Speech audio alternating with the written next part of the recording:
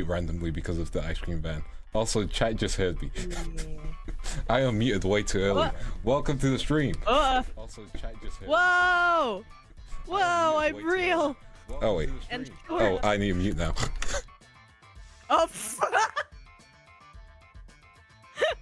hello, everyone. Hello, all of the crocodiles. Okay, we're here. Or alligators. Crocodiles. They're crocs. Welcome to the stream, everyone. You guys know who I am. Like, it's really easy to tell who I am.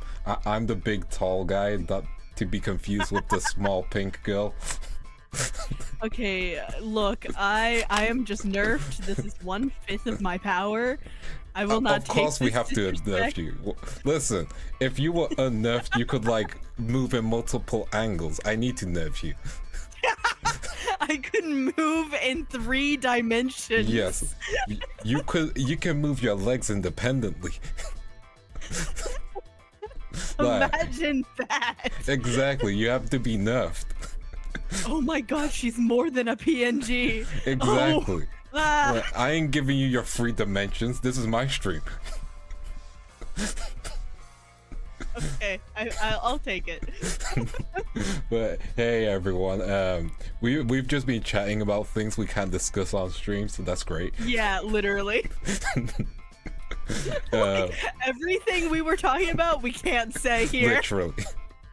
But yeah, let me introduce the homie, the currently nerfed homie, because let's be real, you're moving 3 dimensions, and this is my stream, so you know. That is completely fair.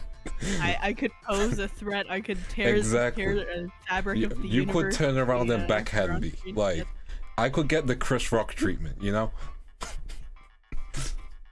No, that's so bad. That joke I can make and I will still get monetized. Thank you, YouTube. But I can't say the word frick. You know? It's not being 15 minutes, so I can't actually say it, you know? Like, someone put up a timer. When can Vance swear? I really should put up a timer. But yeah, let's go through the people who are in chat currently. Also, everyone who's lurking, appreciate the look. You guys stay good and stay chill. So, we got Annie Boda, welcome to the stream. Tom, hey, you looking good, looking sharp. A bear, welcome, the OG. Fake person, welcome to the stream. Suddenly another pet, you have appeared to the stream, welcome. Stingin, you be here. And then, yeah, and Yandere, welcome to the stream, So, let me introduce the person next to me, the person who has been nerfed. This is like the 3rd time I've said that, so I'm gonna actually introduce you now. I'm sidetracking you every chance I get. No. Psychological warfare. Let me introduce you to extremely talented, super fun, creative content, 3D rig designer slash modeler slash very talented at using VRite Studio. Let's be honest, that program is hard as fuck. You give me too much credit, my guy. No, I'm giving you credit. I'm giving you all the credit. Listen, you're on a van stream, which means you get compliments. I ain't done. No, worst nightmare. Great singer, hitting those low tones, and hopefully future covers, correct? Working on it. Yes. I know. And just someone who's chill to hang out with. The local illiterate mushroom themed VTuber Twig. Yeah, Hey. I can't read. Neither can I. Let's Yeah, we both can't read. go. I'm not even joking. Dyslexia is a bitch. Yeah, it's horrible. Have And you ever heard of like discalc? I thought I had can't that. speak. Dyscalculia, I think. Yeah, I used to work a job where I used to have to read numbers. I discovered I had that real quick. Damn. Like, I just have like really slow with it. Listen, it, like, luckily it got better, and by that I mean my parents forced me to get a tutor to go through numbers, so you know. Oh, that's like in the moment, I'm sure it sucked, but in the long term, I'm sure that was like a good move on your parents. Who the fuck needs to know what an isosceles triangle is? Everyone. No. Okay, chat. Have you ever referred to something as an isosceles triangle in your day-to-day life? Like, let's be real. I have. I said chat. You're in the call. I have, Vance. You're in the call. It doesn't count. Have you ever had to use sine cos 10? I actually haven't used that, but Yeah. I'm sure if I was in some sort of STEM program or job or related field, I would have to. Plus, also, learning math in school actually isn't. Yeah. This is a tangent. Yeah, This is well, very much a tangent. It's fine. We're gonna go to D&D stuff not later. to learn math. It's more to learn how to learn things. That which makes is sense. Wild. That is actually wild. Yeah. It makes sense. Maths introduces you to rules that the world follows. You know? Yeah, it's logic. Yeah. Which is why I used to like, oh god, I used to not do my homework in school and then just ace exams, and that's how I passed. And half the times I didn't know the math equations. I just applied common sense. Yeah, listen, common sense works. And everything just fell into place for me. You know, fair. That's fair. Yeah. Also, anyone who uses maths in chat, respect you guys. The most maths I have to do is figure out what time a collab is currently. Yeah, and I can still mess that Vance up. is like, let me start streaming on my starting soon so I don't forget to stream. And I was like, how do you manage that? Listen, time just slips away, and let's all agree, there's not enough hours in the day. Like, who decided 24 hours was enough? And I know the world's rotation will say yes to that, hours but is enough if you don't sleep, it's enough. it's not. Even if you don't sleep, it's not enough time. Time is a skill issue, Vance. I don't know what you're saying. Don't you skill issue time me. I did. I get skill issue timed. How dare. But yeah, let me go through chat. I did finance and IT, but completely fair. Sadly, I use too much trig. Get that, respect that. Wife teaches maths, respect that as well. Great. Asada, hello, welcome to the stream. And Dunga, welcome. Teach a bit of statistics, respect it. Time is soup, yes. Now. Statistics are like one of the funnest forms of math.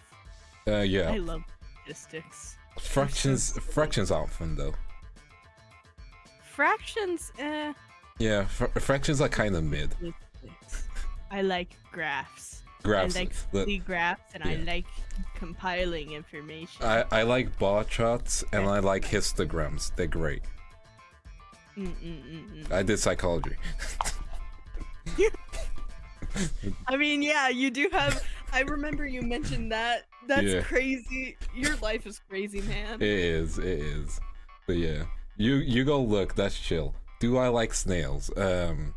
Snails have shells, so I guess they're all right. Like, choose your answer very carefully, Mr. I said they're all right. Like, you know, I don't like them. I don't hate them. They're there. You know. He's an innocent bystander. It's fine. What does that mean? So snails are like very much a twig lore thing. Okay. Yeah. Okay, I won't worry about it then. Yeah. I won't worry about it. You ain't gonna law trick me. He's not involved. Leave the man alone. Okay, let's get into some D&D talk. We've rambled enough, and we're gonna ramble some more. So D&D. I don't even know how am I meant to start this. Like, I just thought, hey, hang talk about D&D, but how do we start? You didn't have a plan of like. That would require making notes and writing. Two things I cannot do. Well, let's start with this. What's your background with D&D, Vance? Okay. What introduced you? Okay, why are you interviewing me and my channel? Because you were like, I don't know how to, so I took the lead. Fine, you take the lead. Okay. Get interviewed. I'm getting interviewed. I'm gonna parry this in a second. So, I got started with D&D, I think 3 to 4 years ago now. And it was mainly because I wanted to hang out with my friends online on Discord, and they were all talking about D&D, and we kind of came together because we joined this server of people who, were watching D&D and stuff. So, no, who were playing D&D and they had a server. We hung out, and I was like, you know what, I want to run my own campaign. Because anytime I would try and join a campaign, it just wouldn't happen. So I was like, I'm gonna do it. I'm gonna run it. And I ran a bunch. That is so real. Okay, now to parry it to you. Yeah, cha-chink. How did you get started? So, I've been playing D&D since like, oh god. Like 2014. Has it been 10 years since I started? Oh god, I'm gonna have a crisis. Anyways, I've been playing it since like I was a wee little lass, because my father actually started playing D&D in the 80s with first edition. Damn. So I grew up hearing his stories. He's never DM'd. I DM now.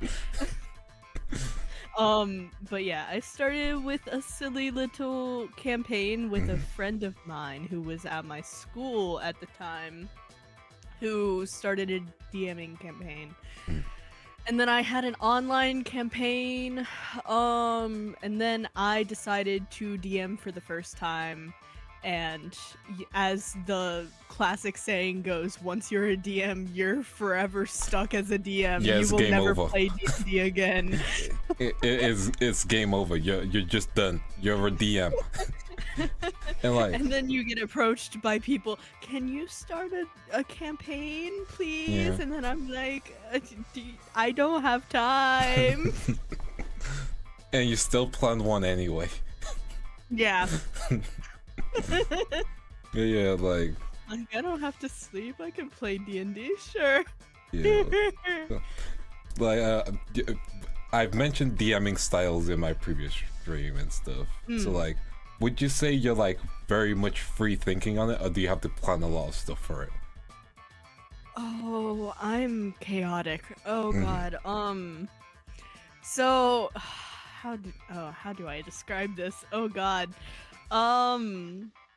So when I'm planning a campaign, I open up a Google document. Oh, because beautiful. I don't know how you plan your campaign. No, I saw it from Google Doc. Almost entirely out of Google Docs. Yeah. And I make a table of contents. I come up with a bunch of NPCs and a Oh, I do the plot same point. thing literally.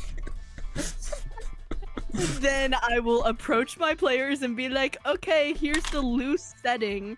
What kind of character do you want? Give me, like, the class, race, and loose backstory. Yeah. And then I take those backstories and I build the campaign loosely with that, and then I work on the setting. So it's weird, and then, like, before each session, I'll have, like, a section where I have like bullet points of like, okay, I want to achieve this, this, and this, and this, and this in this session. I don't have like, you're going in this place and doing this thing. I'm really just like, okay, what do you guys want to do? Here's the map. Here's what you already know about this place. I'm letting you do whatever you want, and I will make things happen whether you like it or not. That I respect. Like, yeah. I'm basically the same in that sense. The one thing is though, I'm like very, I don't know, homebrewy. Like I write almost everything myself. And that includes things like races and stuff. I had one campaign I was DMing where every character had a magical item attributed to them, but my players didn't know what their magical item did until they figured it out. Yeah, so I do weird stuff like that all the time. I respect it. Like, like I've done a bunch of homebrews. Let me just go through some comments and then I'll get back to what I'm saying, because this will help me vamp. And you know, we want to make sure chat's involved. Never been into Dungeons and Dragons, but it's fun hearing different scenarios and storytelling. I think that's one of the best things about Dungeons and Dragons. It's like low key, you're listening to someone narrate an anime. Like, let's put it like also, that. Like, you get so many memories out of D&D. Like, as a player, Crazy. a DM, or just someone watching it, because you get to share in that You're experience. all imagining something, and then that memory gets stored as if it's like part of something you did, so it sticks with you. For real. Like, like I've done several campaigns. A lot of them have been homebrew. I've done a Digimon campaign before, which, you know, sounds crazy, but it's doable. It's kind of interesting that you homebrew campaigns, because you're working on a Fate campaign right now.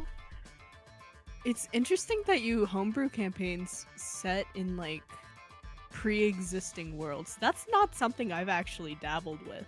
I'd say the reason that I kind of do that is because if someone's super new to D&D, a fantasy world can be super overwhelming. So you have to like add a skin to make it really like immersive in some sense and helpful. So like if I was just doing straight up fantasy and no like Fate stuff, then I'll say, oh, it's an isekai, and like grab a random isekai title and be like, this is an isekai world, you know, some familiar things kind of thing, you know? Because D&D, you can do a lot with it. Like, it's such a malleable system, and the main thing is the dice, the spells, the spell slots, weapons. You just need those things and the enemies, you know? And because of that, you can make D&D so much accessible. Like, for example, did you know there's a Naruto homebrew? Man, I don't watch anime, so no, I didn't. There's a ninja homebrew for D&D basically, so that exists. I see. Yeah. Also, we need to get you on anime. You can't be a VTuber who's anime-less. Okay, look. Okay, I've seen some anime. You can't slander me like I this. can slander you like this. No. Okay, so like for me, it's like shoujo stuff. And then I don't know anything. Name me 5 shoujos. Basically, just no shoujo. But yeah, the way I circumvent that issue is normally I'll set my settings with newer players in a more modern situation, or I will make sure that I have pretty much any like extra material that they might want. So I will be working my little tiny butt off trying to like make all of the maps and trying to make sure that they can visualize everything because it's a very big thing with new players, just trying to get them comfortable with the role-playing aspect of D&D and not just saying my character does this, my character wants to do this, my character wants to say this. But yeah, no, I get what you mean. I'm trying to read what that says because my Nihongo's not great. I do know the first part was good morning, so good morning to you too. And next, the second part is Google Translate, help me out. There's kanji in there, so I can't read it as well. Yeah. It's first time seeing you. Oh, thank you. Welcome to the stream. I hope you're having a wonderful day. Feel free to relax and just enjoy the stream. We're just talking about D&D, so Dungeons and Dragons, and hopefully I'm not speaking too fast. But yeah, did you know that in Japan, D&D is not really much of a thing? Yeah, they have a different system that's, I know it's like second second edition, but it's like 2d6. Yeah. And I crazy. have a few of the 2d6 books. Like I have the Goblin Slayer D&D. Oh. Yeah, they have a Goblin Slayer tabletop, which is basically like a generic fantasy kind of book. And there's another one that I want to run because it's Kamen Rider inspired, called Conviction Driver, which I paid for the Kickstarter for. That sounds interesting. I have to look into this. It's good, it's good. Can't believe I'm taken to believe that Call of Cthulhu is pretty big in Japan. Oh, that's interesting. The more you know. Oh, I've heard of that, yeah. And then I remember hanging out with my UK mates, and they made a campaign with their subcultures. Chav's heads. Okay, that's actually just funny. And okay, so I've heard of a chav. What is a head? I'm trying to remember. It's one of those things where like it's hard to explain because you just know. Okay, that's fair.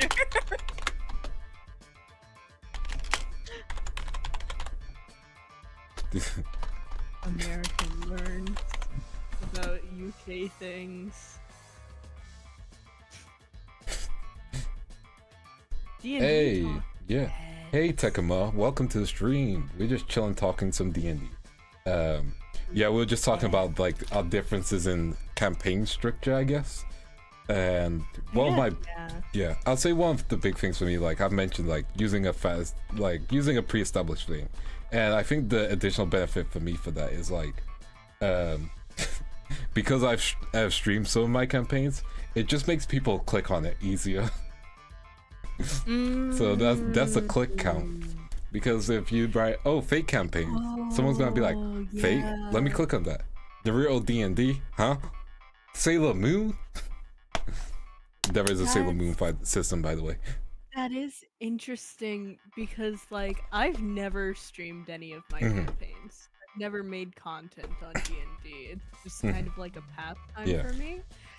I can imagine trying to get people invested in, like, a stream campaign can be pretty difficult. Yes. Unless you're not, like, a pre-existing, like, well-known DM, because I know people like Matt Mercer and Brendan Lee Mulligan just put out a series. Yeah, like for me, when I've streamed D&D and when I'm planning to stream D&D, one big advice I give people is be you. Don't try and be like Critical Role. Critical Role is built different. No. Don't. God, the Critical Role esque DMs. It's fine if that's more your style.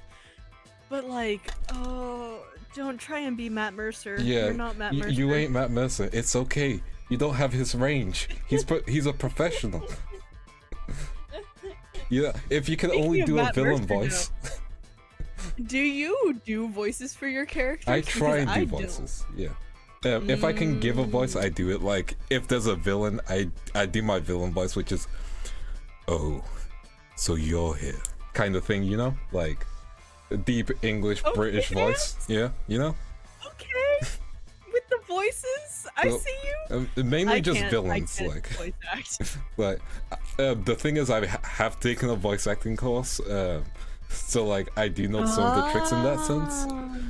So that's why. But also, like, let's be honest, I have resting villain voice. Like. You hear me and you think, oh shit, he's about to do something suspicious. You have resting villain voice, or are you just British?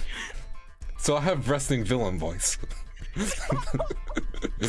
It's the same thing, let's be honest. Like, let's be honest. Any British person in a movie, he's the villain or he about to get killed because he was being the villain. I mean, there's some series where, like, if you're just like, it's crazy because if there's a series and it takes place in modern times, like everyone has American accents, but if they go back in time, everyone switches to British accents. Yeah. It's funny. It's like, if you want to make a good British like character, they have to play a butler. And it's like, oh Master Twig, you see X, Y, and Z happened, you know? Not Master Wig. I don't think I can do. That's the thing. I can't do accents and I can't do voices. So most of like I have one reoccurring like NPC that I use as kind of like a joke. Yeah. Right? Because I play with a lot of the same people. Yeah, so you can't include a joke like that. Yeah, when this NPC comes back, they're like, haha, it's that NPC. And he just sounds like, hey guys. Like, oh, he's a surfer, bro. yeah. He's like, I'm so chill, dude. But that's like the only voice I do. It's just that one character. I say try out more voices because it's just fun to do. And like sometimes you're just like, oh, they sound like this? Okay, I have to stick with it. Oh god, that's what I'm afraid of. I'm afraid of like doing a voice and then not being able to keep it up for the entire campaign. That's fair. It's a fun and happy accident when it happens. Like I had a character called Date in my campaign, and it's like Date, ay. Like he would all like that was the joke. Like he would say like "ay," and like there'll be a super serious moment like yeah, and this happened unfortunately. Ay.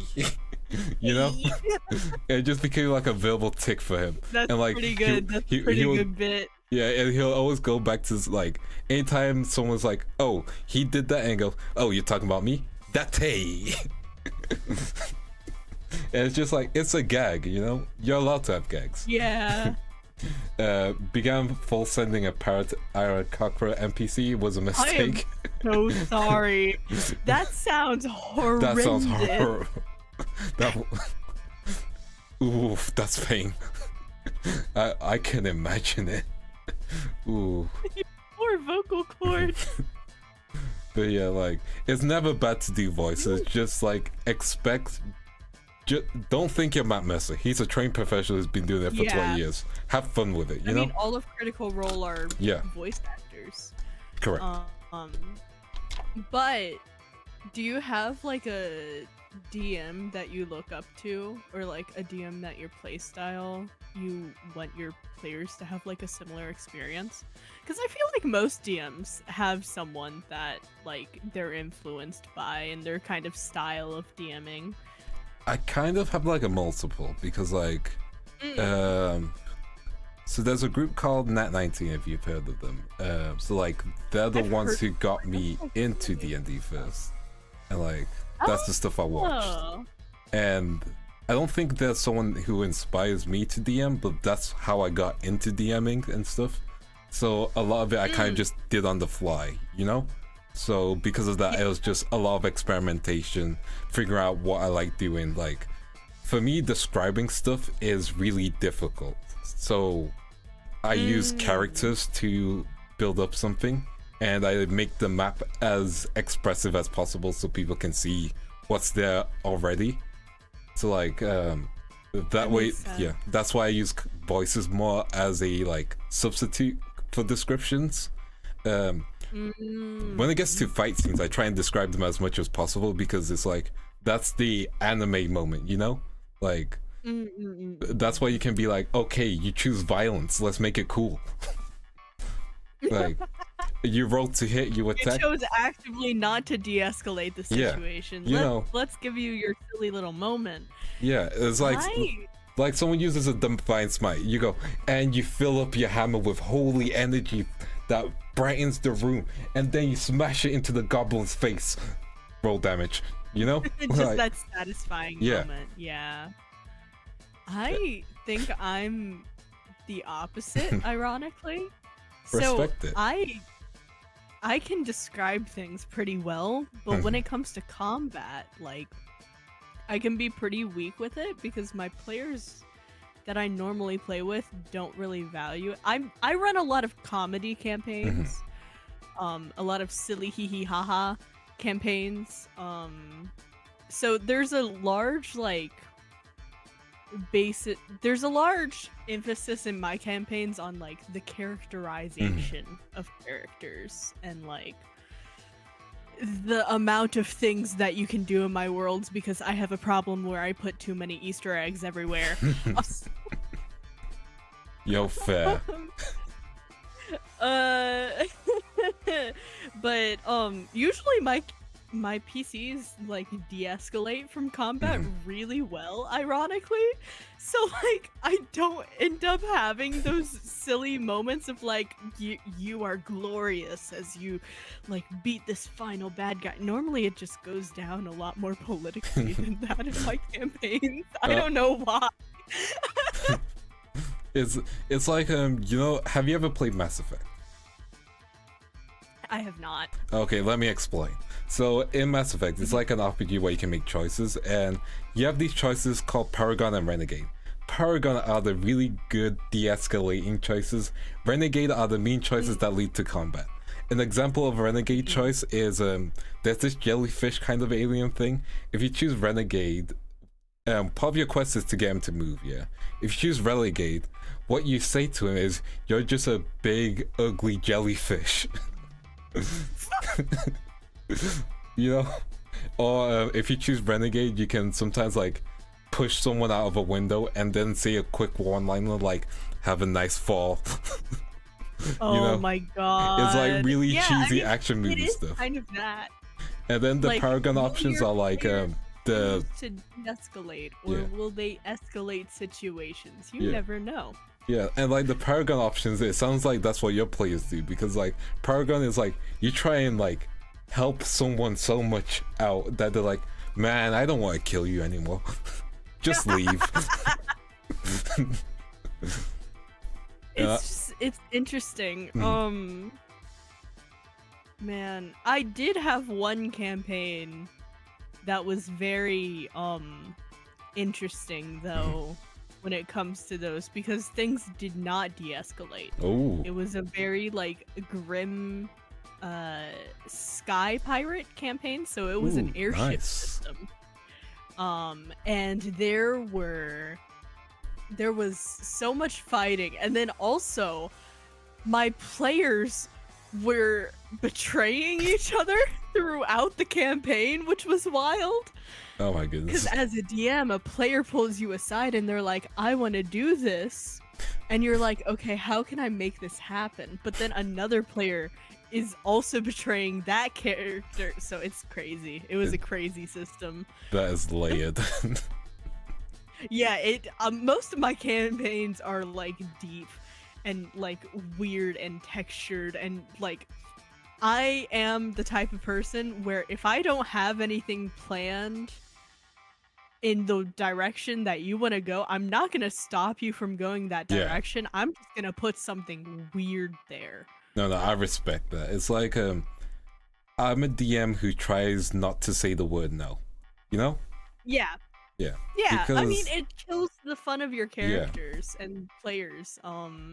Yeah, it also when- like puts you in a hot spot where you're like, you just gotta make something up, and that's fun. Yeah. And then when your That's- players go, oh man, I can't believe you had that planned, you just go, planned? And I didn't. That was just out of my mind castle. You had a nightmare, I had a dream. And like it's great when stuff like that happens. Like some of the most fun parts of like a campaign happens when the party just goes off the beaten track, where they're like, oh man, we're just gonna look for this puppy for some reason. We're gonna help this man restore balance. We're gonna help this man get back with his wife because why not? I also, it happens a lot for me because I have characters in almost every campaign of mine that will give you information, but not all of the information is credible. Yeah. So you have to like figure out what's real, what's not, what's a lead. And a lot of the times that puts the characters in a place that I did not anticipating them going to.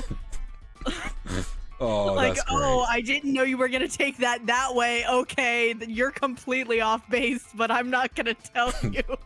I'm just gonna put something weird there and make you question why you went there. Oh, you're gonna trust the obvious serial killer? Sure. I mean, I sometimes the thing is, a lot of the NPCs that will give information, I like to characterize those characters as having biases towards the information. So they won't reveal things, or they'll have like theories about things and act as if it's fact. Things like that. Oh, okay, I get that. Because it makes for like a really interesting, because also a lot of my campaigns are like more mystery based than like we're taking down this thing.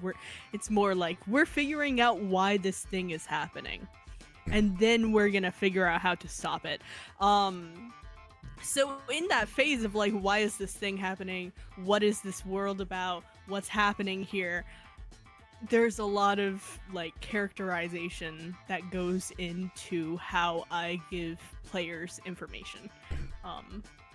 But I don't know. It's just Twig style. Twig is weird. I think if your DMing style works, then it works. That's the key thing, because no one's gonna DM the same. And you have people who DM similar but not the same. Everyone has a unique style. Everyone has a unique pattern. Everyone has a way for their content to be like, huh? Okay, you do it like this, but I do it like this, kind of thing. And I don't think there's a wrong way to DM. Let me rephrase that. There's one wrong way to DM. That is if you're just there to kill your players, or you're there to try and bang one of the players. Oh my god. Have you heard of the module? There's like a really famous D&D module where it's a dungeon. Yeah. That's basically just designed to torture your players. Like, there is no fun involved in this dungeon. And, like, it's a published, like, module. That let me look I think this up. Recently got republished from, like, like second edition or third edition? Something like that. Third edition, right? Okay. Maybe. Worst module ever. Let me see what it's given us. And Grimtooth's Traps. I remember. Wait, what? Was it called Grimtooth Traps? I don't know. I don't know what it was called. I'll have to find it later and then send it to you. Oh, it's not Tomb of Annihilation, right? I think it might be Tomb of Annihilation. Because Tomb of Annihilation is like, it can be fun if you're not attached to a single player character that you're playing as. Like, I would never run Tomb of Annihilation. There you go.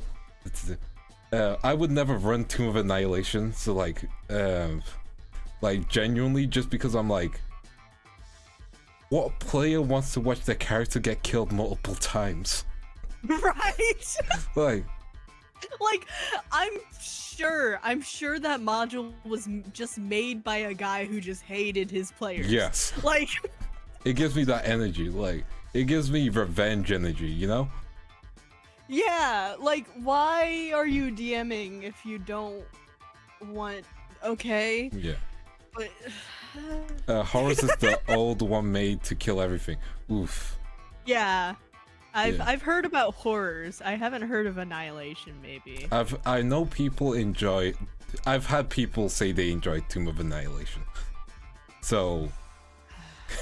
yeah. But it also depends on the mindset. Again, like... I would never... yeah. It was written by Gareth Gax.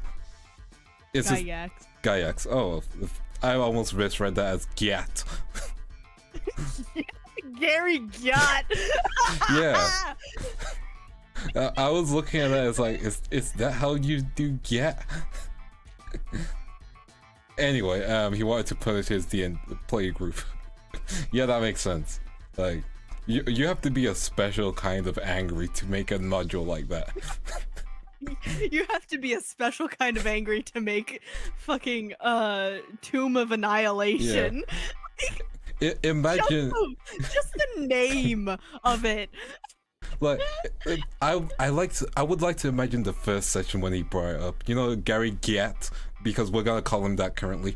Goes up to his players and goes, "Hey, I have a challenge for you guys.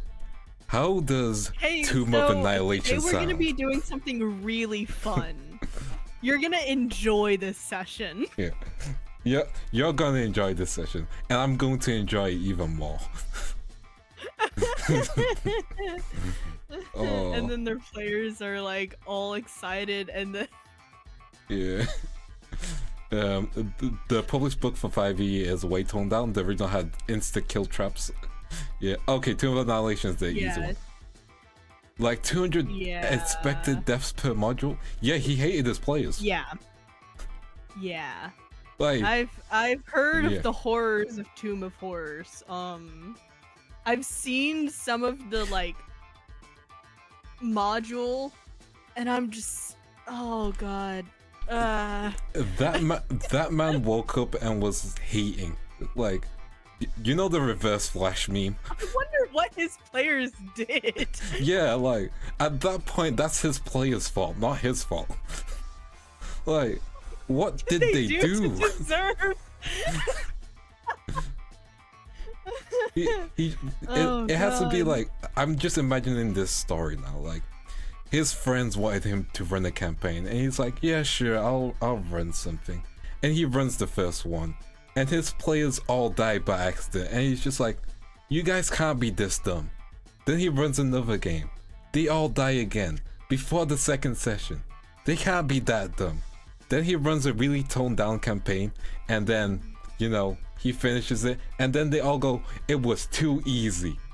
Oh man, I can't believe we were able to go through this so easily. And Gary Gat over here is like, you motherfuckers, I made it easy. Oh yeah, the 15 minutes is up, isn't it, Vance? Yeah, I can say it. And after, you know, he finds that out, he goes home. He sleeps through the night. He's like, I'm not gonna choose violence. I'm going to relax, you know. He sleeps. And then he wakes up in the middle of the night and goes, nah. I choose violence. I refuse for them to say my thing was easy. And so he makes the Tomb of Horrors. And then the next session he goes, hey you guys, I got something fun. And I know my last campaign was too easy. And then he unleashes Tomb of Horrors. That's what I like to think the story is.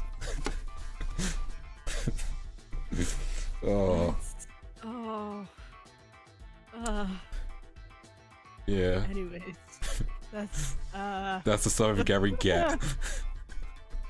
That is the story of Gary Gat. Gat designed the adventure to be. You can go. You could go. I've talked a lot. You go. Oh no, you're fine. I was just yacht. Gary Gat designed the adventure of both challenging the skill of expert players in his own campaign and to test players who boasted of having mighty player characters to be able to be best any challenge. He wanted to tear people's egos down. He chose violence. It's like, but the thing about that dungeon is like, it's not just up to like how strong your players are. There are so many puzzles. Yeah. And it's like all puzzles. Yeah. And it's like, if you make a mistake on any of the puzzles at all, dead. It's basically Takeshi's Castle in D&D form. Games of D&D. Oh yeah, you're right. That is Squid Games of D&D. Like, oh. And I'm pretty sure it's one of those things where it's like you can't even roll intelligence. Like, you gotta solve those puzzles yourself. And if you make a mistake once, you die. Yep. Oh man, you walked with your left foot instead of your right foot first, you're dead. Didn't use a 10-foot pole to press a hidden switch inside the spike pit, instant death. Literally, that's what the entire dungeon is like. You didn't moonwalk through the puzzle, instant death. Imagine having to use your actual brain, couldn't be me. I get that. That's why I like try and tone down my puzzles, and I always double check that someone else can do my puzzles, because just because it makes sense to you doesn't mean it makes sense to everyone. Yeah, like that's just general advice. Always double check your puzzles, like, because if your players are like spending an hour on a puzzle that you solved in 5 minutes, yeah, you're missing something. That's very true. You might want to give them a hint. Yeah, maybe give them a hint. But also allow puzzles to be solved in multiple ways, you know. True. Have you ever run like a module? I've never run a module. I have ran what's it called? I wanted to run a Deep Dark Dragon Heist. Ooh, that's nice. I've run Waterdeep for a bit, but like that fell through as well. Waterdeep was alright. I've just done more homebrews in all honesty. Yeah, I mean, I don't know. For me, it's weird because every time I do a module, like they fall through, but every time I do a homebrew, I will not let it fall through because I've done too much work. Exactly, like. You're having fun whether you like it or not. Like, the beauty of a like homebrew is you're making up the rules. You don't have to go through the book frequently. You know, you don't have to double check things. It's fun. You just have your Google Doc. Yeah, you just have your beautiful Google Doc, which has 30 pages now. 30? That's amateur. Hey, 30 after 5 sessions, let's be honest. Listen, it's 30 with really small font. Yeah, true. Like 30 with like 9-point font. This is a cursed thing that I've always wanted to try. I've always wanted to try, like, I'm never gonna do this as a puzzle, but like, a puzzle that's a Rubik's Cube. Oh, but then I'm like, imagine you're in like a physical session, and you're monologuing as an NPC, and the NPC is like, you want information, and then you pull out a Rubik's Cube and put it in front of your plate. Imagine, okay, let me just craft it. And so, you seek the cube of knowledge, however, it must be solved. Here is this Rubik's Cube. Solve it. Have you ever had like an in-person session? I've not actually. Like, I really wanted to, but like. So fun! You have to do it someday. It's crazy. It's on the list. Like, I've done mainly online sessions, but I've used Tabletop Simulator because Tabletop Simulator gets you pretty close to an in-person session because it shows how people are gonna touch everything. Yeah, like it's fun, and yeah. I have a friend that loves puzzle props in sessions, including Sand Hourglass to add pressure. Oh, Sand Hourglass is horrible. So there is a cursed thing that I did when I started DMing. Ooh, what did you do? So I didn't know about like Tabletop Simulator or like similar systems where like you can let your players move around their characters for combat. Oh, okay, I see what this is. And I had only ever played in like physical D&D sessions. That's how I started. And so I do my first online campaign as a baby DM. And how we do combat is I open up a graph in Canva. And I move all of the characters for them in Canva. And the graph is like overlaid over like I made my own room in Canva. Oh my goodness. Oh, that's beautiful. That is character that no one else has.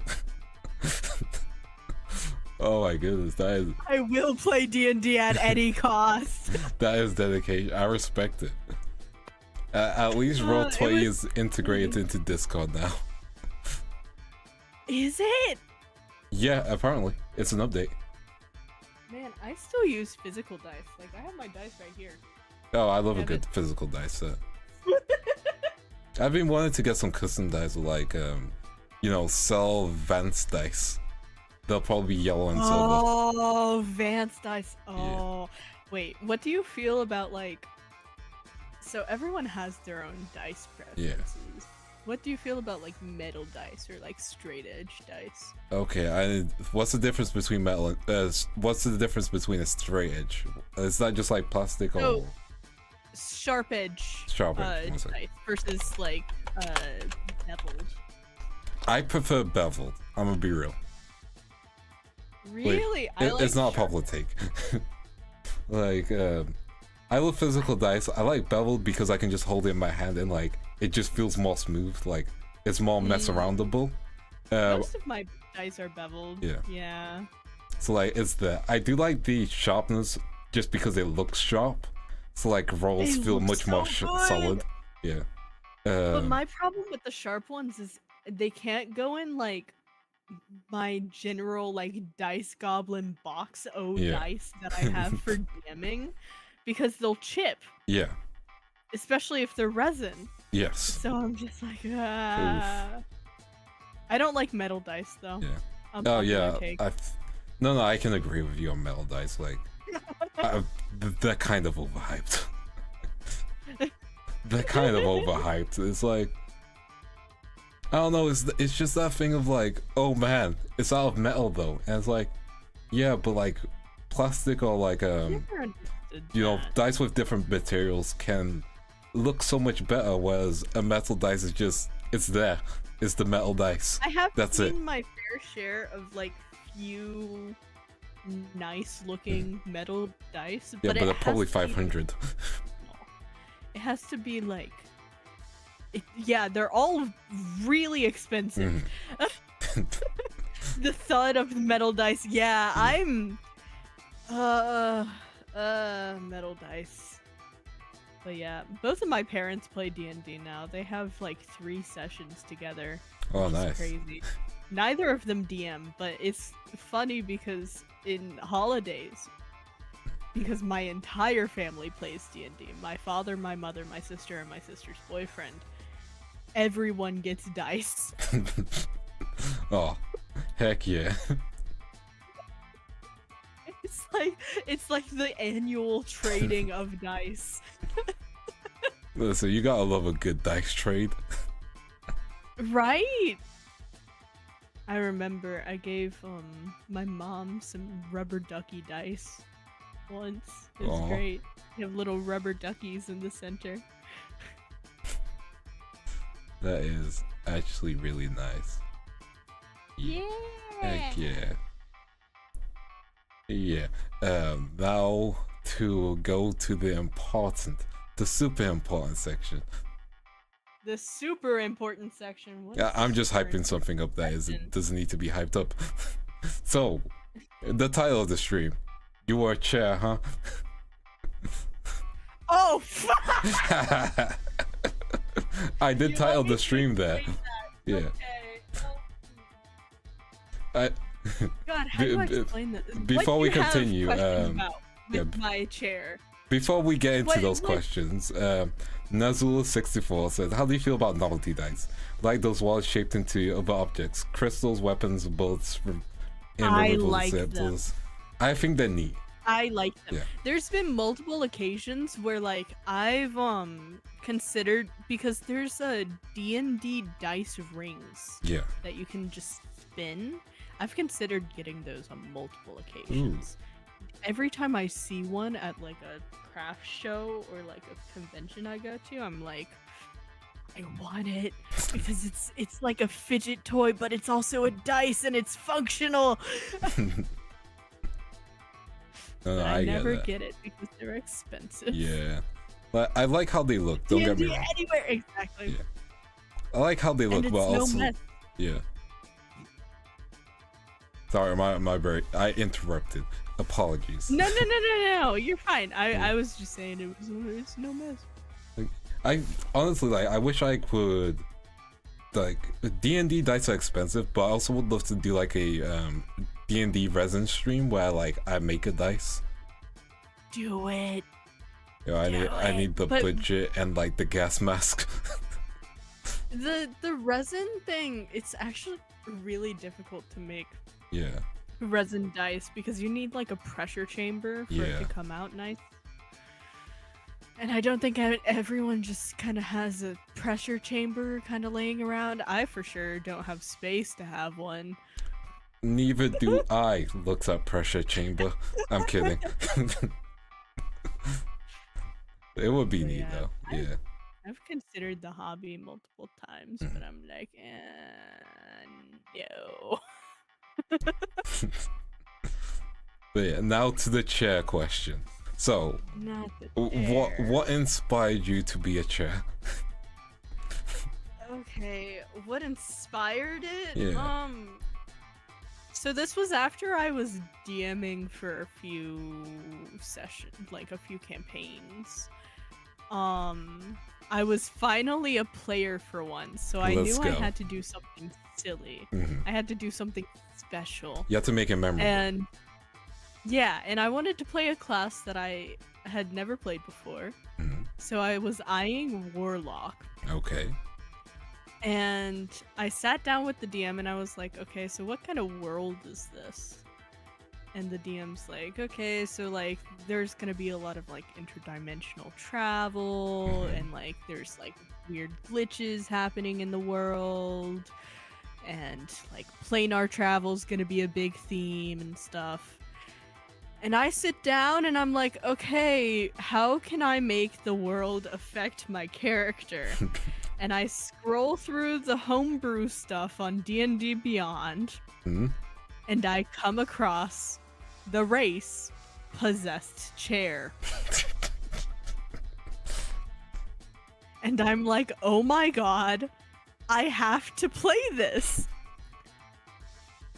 And I did. And my DM initially was like, you can't play a chair. Twig. Why would you do this? And I'm like, I will justify it. And I write a backstory. Oh no, you wrote the backstory. So inexplicably well with the setting that the DM is like, oh god, you have to play a chair. So basically, this character is a very like interesting case of the world affecting the character. Yes. Because the character used to be kind of in like a religious background. He was some sort of like priest monk thing. I don't remember the specifics. This was like 4 years ago. And so this character was doing an exorcism of some sort with a demon in their like past life, and what happened was there was like a little glitch thing that happened during the exorcism. So the exorcism. Exorcism. Exorcism. You know, Thank you. Ecosystem. The ecosystem, yeah. Making up words. The ecosystem's a real word. Yeah. But so the demon pulls this character's soul out of this character's human body, and in order to get back into a body, the character ends up making a pact with the demon. That's where the warlock comes in place. And during the glitch, the character isn't able to return to their body. And so, effectively, they swap places with the demon, and their soul ends up in the chair instead that the demon was tied to. You know, if I was a DM and heard that justification, I'll be like, yeah, you're playing the damn chair. And so the chair had mechanics. In order to move around, it was floating. It was a floating thing. It would have to be floating. non-magical areas, I was not able to move. Okay, then someone has I to was drag the still chair. sentient, but I was not able to move in like non-magical areas.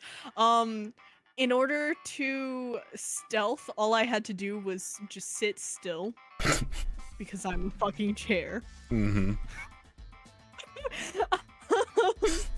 I had advantage on performance checks when related to like chair related things. So if I was doing a flip in the air as a chair, yeah, that's a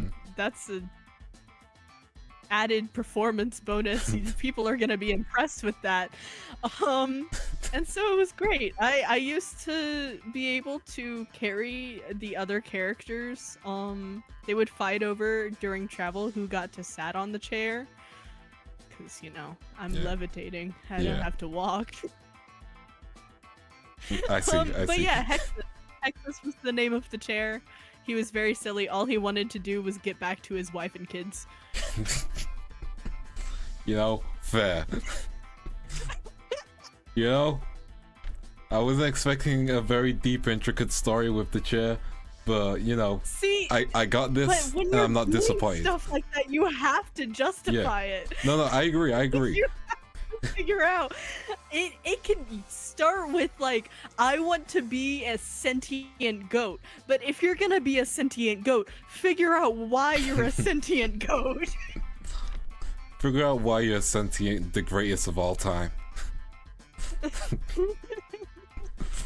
Oh, that is actually. Have you ever played any like weird characters or weird NPCs? Let me think. The only really weird ones are like I played Digimon. You know, so yeah, like, I can't imagine having to like NPC Digimon. Oh, it's like because I had 6 players, I had to NPC 6 different Digimon, yeah. And the downside is no one wanted to be a freaking Guillemon, and I can do a Guillemon voice really easily. You know, it's like Takato man. The way you just so effortlessly like slip into it too. That's yeah. Yeah. No one wanted to play a Guillemon, so I'm like, that's fucking wasted. So I have to be like, okay, and I play a character like this because he kind of talks slow. Okay. I'm Gabumon. You really can do voices. Dang. Well, I'm excited to see when your Fate campaign comes out because I don't know anything about the Fate series. Oh, you'll have fun. Like, it's the way I'm going to do it is gonna very much be an entry. Yeah. I'm excited to see it though because you're working so hard on it, and then also like you can do voices, so that's gonna be interesting to see. It's like I'm spending Monday doing map making sessions, so I'm gonna be doing I'm either gonna use campaign calligrapher or dungeon draft, either one of them. I haven't used it in a bit, so it's gonna be like a learning stream in that sense. My history of a DM in Canva. Oh my goodness. The Canva DM. Canva rules all. I'm the Canva DM playing sentient chairs. No one can stop me. Listen, you're in a league of your own. I ain't even in the Canva league. I barely use Canva. I use Canva for my resume. Oh, for your resume. Oh, interesting. I've only used I it for didn't even know you could use Canva for your resume. You can use Canva for your resume. I worked in media, so it was like a media resume, so like you gotta make it pop, kind of. Also, because I worked in media, it's like I do have some stuff regarding storytelling. Fun fact, I have worked on the set of Peaky Blinders. It's a show. You worked in where? Peaky Blinders. It's like a night. It's like extremely British. You know that meme of Hatsune Miku hates British people? Yeah. That's where the guy from the show comes from. Oh. Yeah. Interesting. Yeah. So there's I've mentioned this on my debut. I've worked on Mobius. Yeah, I remember hearing about Yeah. that and being like, oh my god, he fucking morbed. I can't believe that. Yeah. He morbed, you guys. Real. It was like a liaison role, so like guiding people to the sets and like helping out with cameras and stuff. He morbed. Yeah, I'm still mobbed morbed. though. I'm mobbed. Yeah.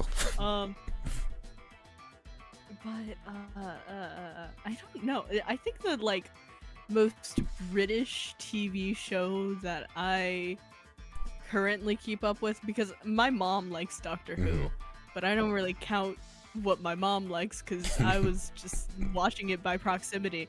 But Taskmaster. Oh, Taskmaster like, is so British. Yeah, that's the only like British show that I know, really. But Taskmaster is good. I am upset that they made the American version. Like, They have an American version? it's bad. The Americans owe the British the apology for that. Shaking my head. You just Yeah. think it's bad because it's American. No, it's just bad. Wow. No. America has done good things. Like, whose line is it anyway? The American version is Oh, bad. that's true. Yeah. American Taskmaster. Nah. Did you hear that America tried to do a version of Eurovision where instead of all of the different countries, it's like all of the different states in America? I did not know that. Oh my goodness. Crazy. That's crazy. That's some ego. That's some ego. I was gonna swear, but that's some ego right there. You act like you had not sworn. I'm trying to reduce my count. Jeez, like my manager could walk in at any moment. You're just hiding from your managers. I know there was a skins version of skins in America. Like they made the American version of skins. I've heard of it. I haven't seen it. I've not even seen the British version of skins. I know there's an American. I don't watch TV. Oh my god, what do I do with my time? We gotta watch some anime later. Like I gotta give you some recommendations. Like your ears need to be your ears and eyes need to be blessed with the world of anime. I will give you back your weeb card. The anime I watched was Horimiya, and I'm like 3 years late to that anime. You know, fair. Like, I need to get your weeb card back because also like anime just helps me when I'm DMing and stuff. Because some plots in anime, you're just like, huh, how did you get that? You know? For me, I take a lot of plot points from reading. See, that's my issue. I'm a nerd, and I read novels. See, I can't read, but I read anyways. But I can't read. I try. Like I've been reading the Monogatari light novels and Katanagatari, and bruh, I'm just like, man, reading, huh? Have you tried like audiobooks type stuff? I've tried audiobooks. I tried listening to Kafka by the Seaside. Because like that's a book that everyone talks about, which is enjoyable. Don't get me wrong. But like it wasn't the same, you know? True. And like it's hard like to find the having, right like, voice. I don't. This is a weird thing to say, but I fucking love book smell. I love smelling. No, I get books. what you mean. Like I love the smell of a fresh manga. I like the smell of old books. Okay, we different. Library books. Nah, we different. We got UK library smell, which smells of old people in decay. Smell isn't different. I don't know. I've never been to the UK. That's now on my travel like thing. Oh, don't If I ever bother. go It's to kind of the mid. UK, I gotta go to a library. I gotta go to a library and smell the books. Like, the sad thing about UK Comparing libraries contrast. is like they are barely used. Like, the library that was near me got knocked down. No, that's tragic. Yeah. Although the upside is I don't need to return the books that I borrowed 10 years ago. Damn. You really said mine. This is mine now. It's not the only thing I've kept. I kept a clarinet before from my school. Also, yes, I used to play the clarinet. You used to play the clarinet? Oh my Yeah. god, do you have any other like musical background?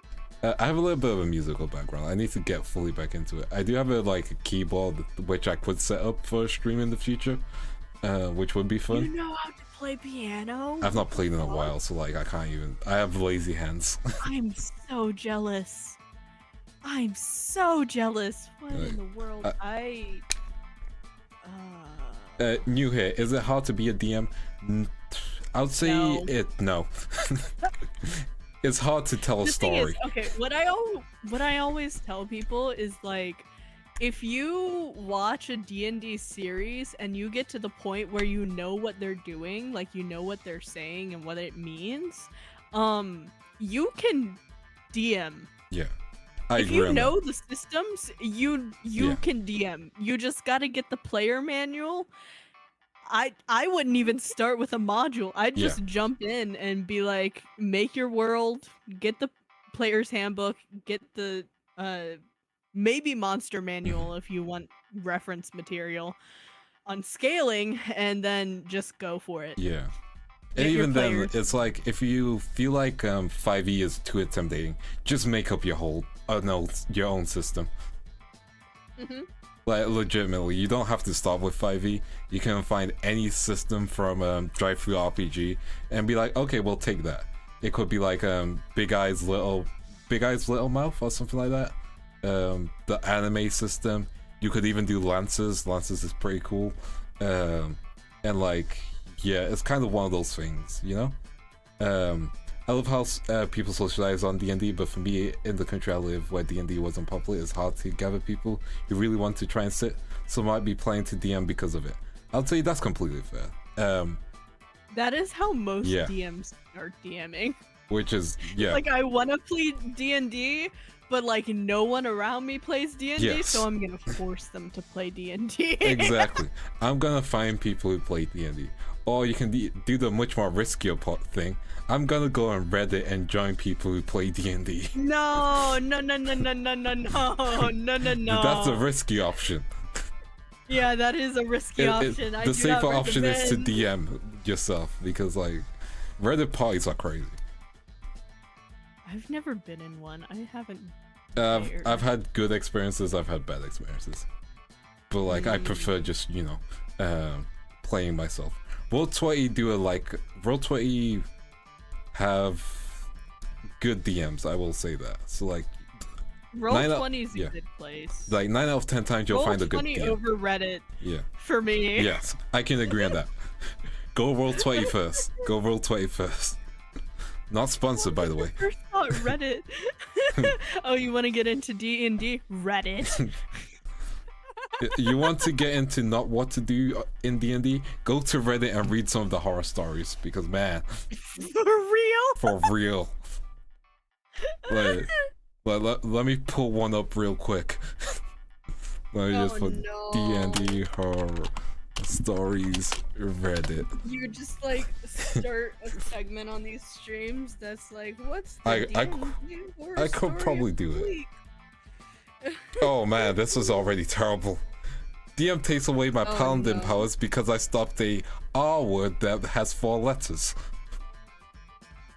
Oh. Yeah. So we're not gonna start with that because that wasn't a joke.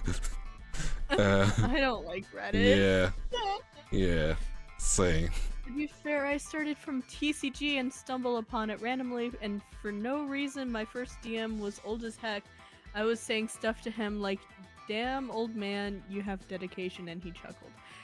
I don't know. I feel like TCG groups and D&D groups are often hand in hand. I think so a lot. A lot of the times, the same types of people who play D&D will also play things like Magic the Gathering, or like Yu-Gi-Oh. Yeah, I think Magic the Gathering lends itself to be an easy entry to D&D as well. That's the crazy part, because a lot of You play the Magic? I played a little bit of Magic. I'm not gonna say I play like religiously.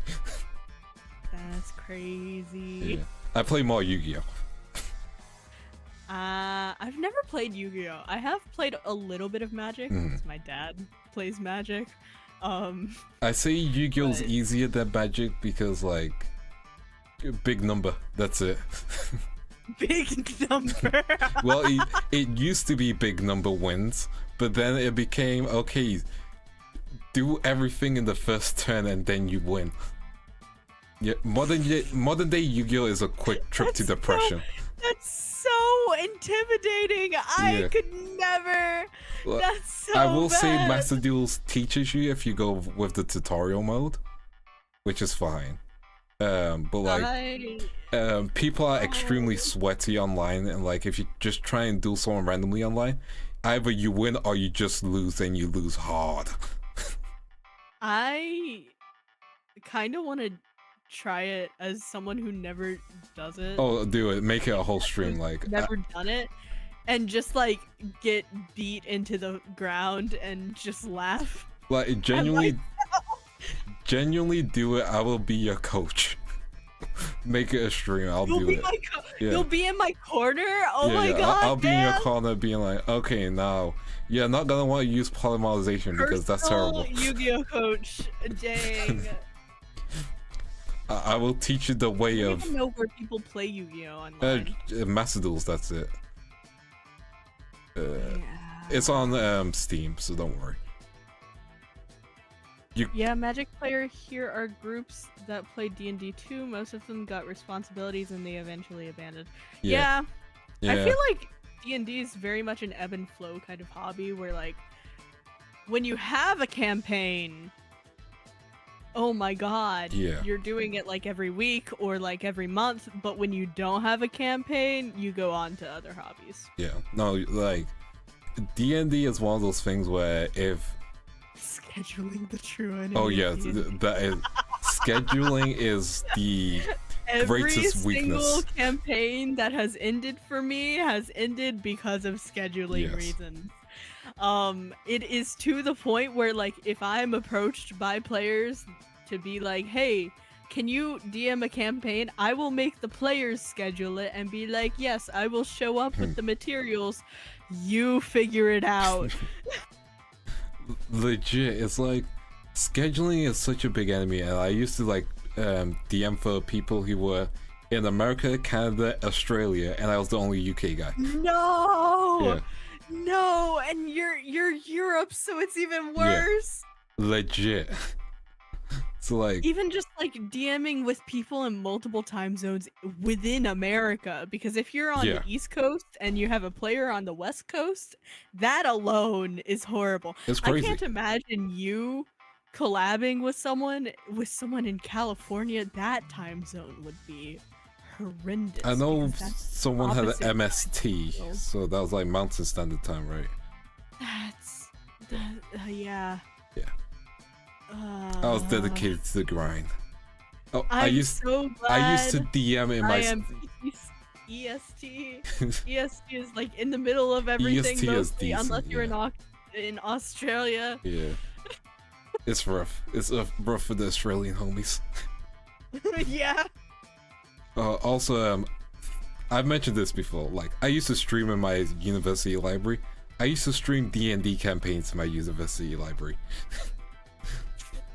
Yeah, because my internet at home was terrible. Who rigged that? Like, what? How did you manage that? I would. Like- So the library was 24 hours. Yeah. Oh Most wait, pe- it wasn't an in-person session. I No, was thinking, online. like, Yeah. You were putting like an overhead cam on like some No. library. Nah. So like the library was open 24/7. Yeah. So I'd stay there after midnight and DM. And they had a big screen, so I had two screens, and the second screen just had my stream overlay stuff. So that was just on one big window that people could see. I don't know how anyone streams without like dual monitor. I can't Yeah. do it. Oh, I have triple monitor because I was drawing tablet. I need it. Oh, I have a drawing tablet, but I unplug it. It's all good. Yeah. Oh wait, you have a screen tablet. I have a screen tablet, yeah. Oh. Oh, that's crazy. So you can just look down and see stuff. Yeah, although I have to put my screen tablet to my right because my desk is really small, and I didn't think about that. Oh. Yeah. I have 2 tables and they're connected like an L shape, but because of that I can't do drawing streams. Yeah. Because otherwise I'll just be looking away while I'm doing a drawing stream, and like no one wants that experience. Like this would be the experience, you know? Like move the camera maybe? I could move the camera, but like it's connected to I have those floaty standy things for my monitors so they can rotate and stuff, and along with that I've attached the camera to the center part of it just to make it easier. Oh, I see. Yeah. Yeah, side profile only. It's just a stream of you just like mewing. You don't need to see me mew. It's Vance, but he's looks maxing as he draws. Looks maxing is just makeup. Let's be real. What? He's mewing while he draws. Yeah, D&D content, like, I'd say it's getting a resurgence, but like, I know with Indonesia and other countries like that, I feel like VTubing is more popular than D&D. Yeah, I mean, this is getting into like weird VTubing industry stuff, Yeah. but I feel like we're gonna see a shift in the next like few years where it's less of a focus on VTubers just as VTubers, but Yeah. as like regular content creators who just happen to be VTubers. I think that might be the shift for like, especially indies. I feel like Yeah. for couples, they're gonna have to just continue to make more content, because even now, like for myself, it's like if I just streamed, it's not gonna give me the same audience compared to making shorts, you know, making additional content, like doing some pre-recorded stuff for the challenge, you know? Yeah. Shorts are so rough. Shorts are rough. Man. Like some shorts work, some shorts don't, and like you can never tell because YouTube is constantly changing, you know? It's like a gamble every Yeah. time you upload, but also they take so long to edit. Yeah, for real, for real. And like Because you have to script and then you have to Yeah. record, and if you're like me, you're gonna end up saying the same word 14 times before you get a take that you can actually Exactly. use. like the amount of times where I've just looked at like I spent a whole 2 days working on the latest short I did, and it's doing well, but like I took so much time on it. And you have to like upload them like Yeah, almost daily yeah, for them to. and you have to do the pay off. ADHD editing as well. Right, it's crazy. Yeah. It's You can't have a shot that lasts more than I'm 3 so glad seconds. I'm a long form creator. I just do regular videos and ignore shorts. All I do in shorts are just silly little dances, Hey, and I could get away with it. I have seen those silly little dances. You can get away with it. Like, I wish I could. Perceive my silly dances. It came on my recommended feed, that's why.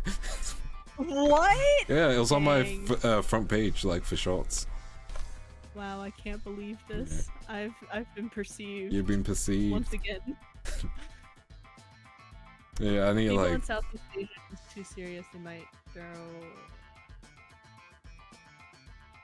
But it's rare anyway. I don't know. I feel like there's some like NA people who play D&D and they get like super into it. Yeah. No, I think. I've witnessed multiple fights happen because like things will happen in character and it drips into out of character stuff. It's like rule lawyering. Like, ooh. Oh god. Oh. For those of you who don't know what a rule lawyer is, imagine you're running a campaign, yeah, and then you say something that happens, and then someone goes, actually, it should be like this, and pulls out the whole damn book. Let people have fun. Yeah. You know? I understand that some people really like really technical things about D&D. Yeah. but you have to find the right DM for that. Yeah, you gotta find the balance, you know? Exactly. I'm the DM, and if I say it works that way, it works that way, you know? Like, I don't mind rule lawyers if they're like, oh man, they could have done something extra. I'm like, okay, that can be an excellent thing. Like gentle reminders. People who like go full, actually. Actually. It's pronounced cobalt. You know? Actually, we should be playing with encumbrance. Yeah. Hey, monster. Actually, someone can't jump that high. Actually, that would have to take 2 movement costs instead of 1 because you're doing 2 different types of movement. Actually, grass is rough terrain, especially in the rain, which you have just described. So I believe our enemies will be moving slower towards us, which gives us extra preparation time. Like, okay, you two, you're also gonna be moving slower. So, what is your opinion on the rule of cool? I live by it. Live by it. Yeah. Also, the jump rules are BS. Like, if you're jumping, you're jumping. I don't care. Like, we'll homebrew the heck out of jumping. But yeah, the rule of cool is like my 10 out of 10 rule because just have fun, you know? Rule of cool is there so you can be like, man, and I throw my sword, and you can be like, you gonna throw your sword? Okay, like, let's treat it like a normal hit. We're only gonna do this thing once, but like, let's be cool about it, you know? Like, rule of cool is nice. It's like one of your players going, oh, can I use my action to pass over my sword to the ranger and have them use my sword instead of an arrow? And I'll be like, that sounds crazy, but son of a bitch, I'm in. And my first question would be like, okay, how do you want to do that? Because you're gonna make a check. Yeah, exactly. Like, at least make a check, you know? I'll have the person who's going to be shooting the arrow make a check. Like, DM to the player who... I always thought the only wrong way to play D&D is... Those aren't words for me. One second. Which one? Vic, okay. And then also Nazul. Okay. With Nazul's, I have the heart, which is blocking my screen. Thanks, YouTube. I've always thought the only wrong way to play D&D is if people aren't having fun. That is exactly true. Yes, that's true. Have fun. It is a game. Yes. It is meant to be enjoyed. Yes. Do not put your characters through a torture chamber. Yeah. Like do not put your DM through a torture chamber either. Yeah. It's like oh man, okay, I guess I'm gonna have to decapitate your no, I guess I'm gonna have to make your player paralegic. I'm like, what kind of DM would do that? What do you mean? Yeah. Why would you do that? Yeah. Like, okay, we're gonna... if everyone has fun with your torture chamber, you too, yeah, that's true. True. If you make a fun torture chamber, that's different. Someone please clip that out of context. Go ahead. All I'm saying is, if you're having fun in the torture chamber, is it really torture? If you're in the chamber. Yeah, it's just a chamber. It's like if you take the S from the slaughter, you get laughter, you know? I don't know if that's true. People say it's true. I'm too dyslexic to figure that out. We really are just two bitches who can't read. For real. Who let us meet each other? Who let us collab? Who decided the two people who can't read should? Read chat. It's just BDSM at times. That's a different kind of chamber. That's a very different kind of chamber. And you should be asking, am I uncomfortable with this? And am my players way too comfortable with this? Because if so, I'm leaving the group.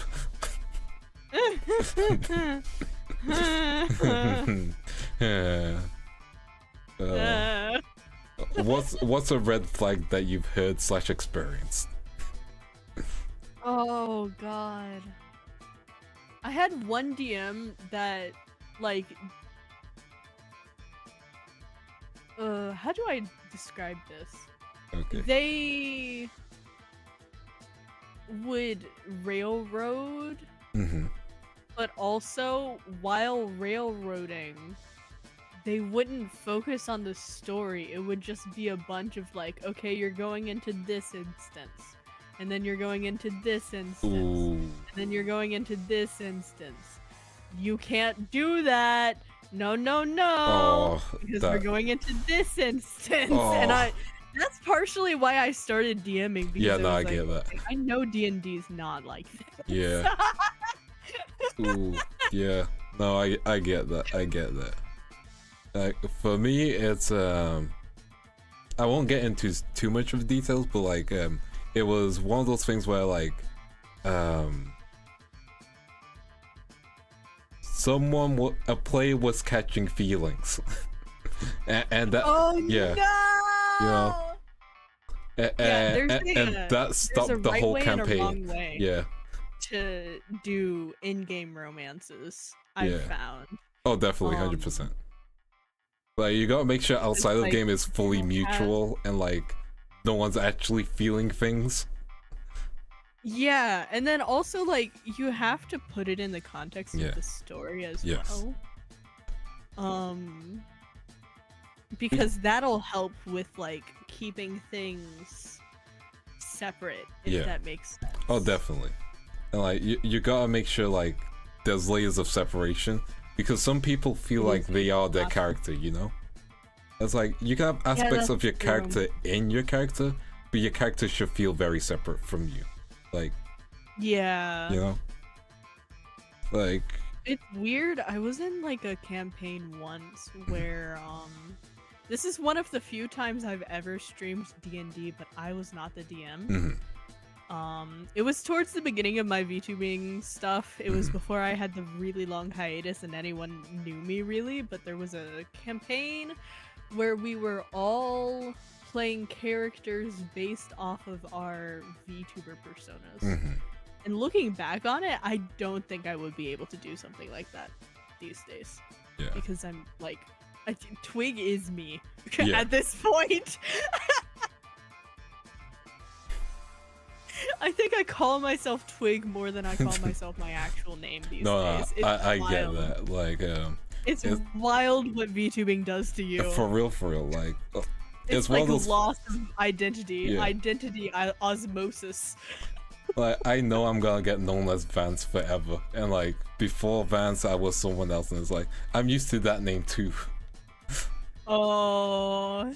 You just have like 4 names up in your head. I got names on names on names. But yeah, I don't know. I know Romance a lot of... in games is tricky.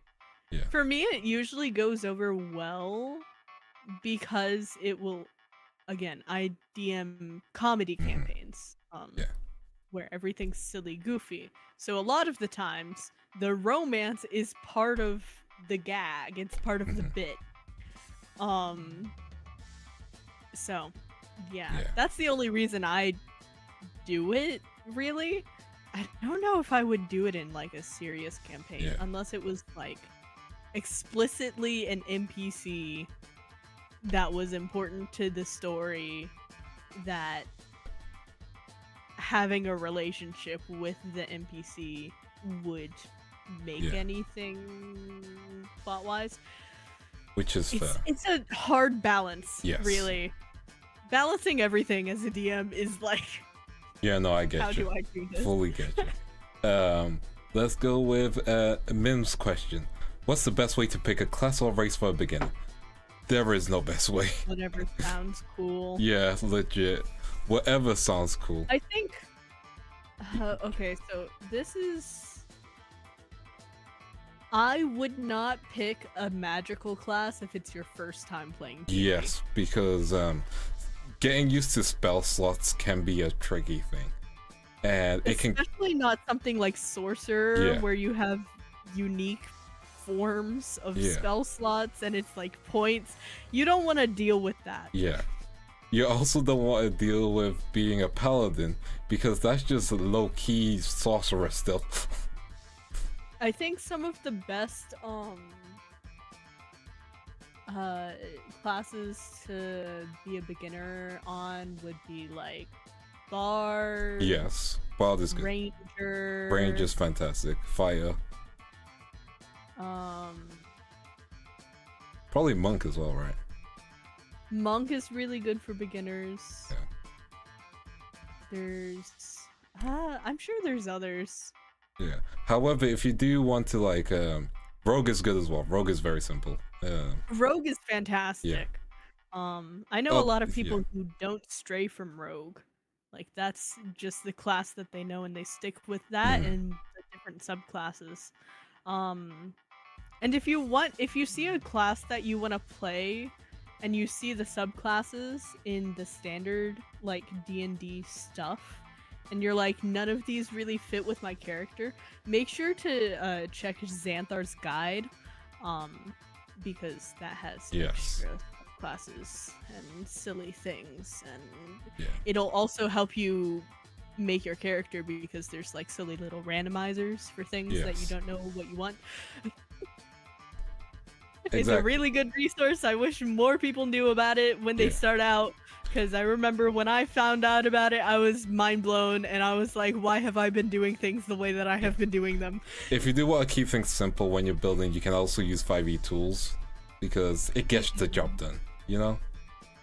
If you don't know how a character sheet goes to, also D&D Beyond. D&D Beyond will help you. D&D Beyond will explain why something which is a 15 equals a 2.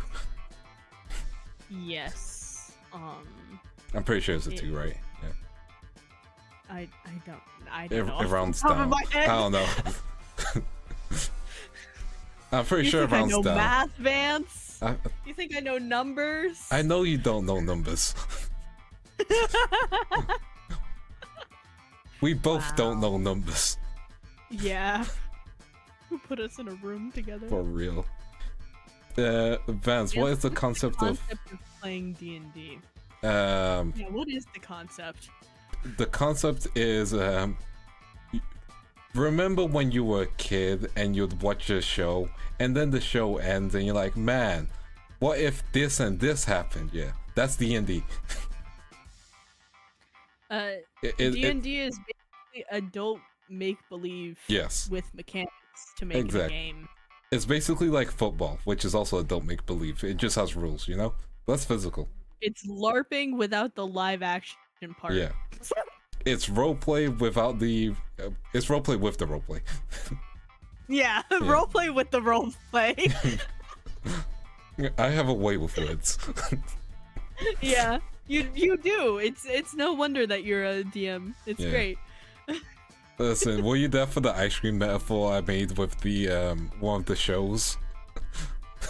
No. Okay, I'll explain it. So during Anime 3x3, there's a show called Yozakura Family. Yeah, this is like a big side tangent. Yeah, and like this show is bland, it's mid, it knows what it is, it's nothing impressive, it's never going to impress me.